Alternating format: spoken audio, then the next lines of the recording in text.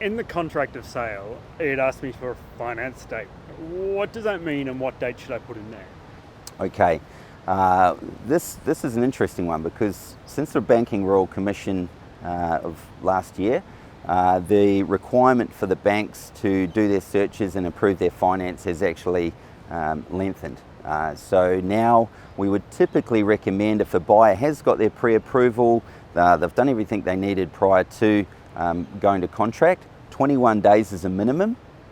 Quite often that can stretch out to 30 days and beyond. Depends on the client. Every client's unique and obviously what they're borrowing and their borrowing capacity.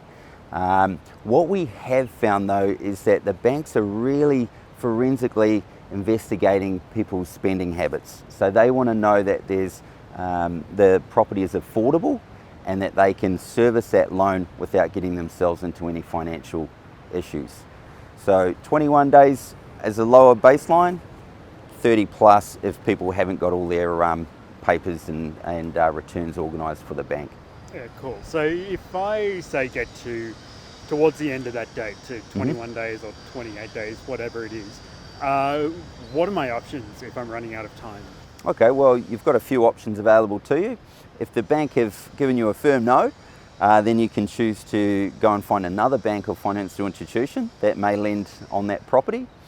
You would at that point need to ask for an extension to that finance clause.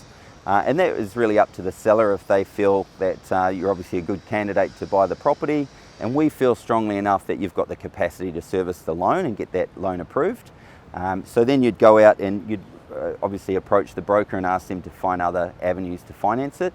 Now the bank may say, after doing a valuation, for example, if they're conservatively valuing that property, that they may say, look, if you've purchased a property at $2 million, we're giving you a bank valuation at 1.8, so there's a $200,000 shortfall there that they may say, look, we're happy to lend up to 1.8 million with a loan value ratio of 90 or 80%, and then it would be up to you to find that extra money to basically lock that finance in. So again, so you could ask for the extension, find another financial institution and bank and renegotiate an approval there.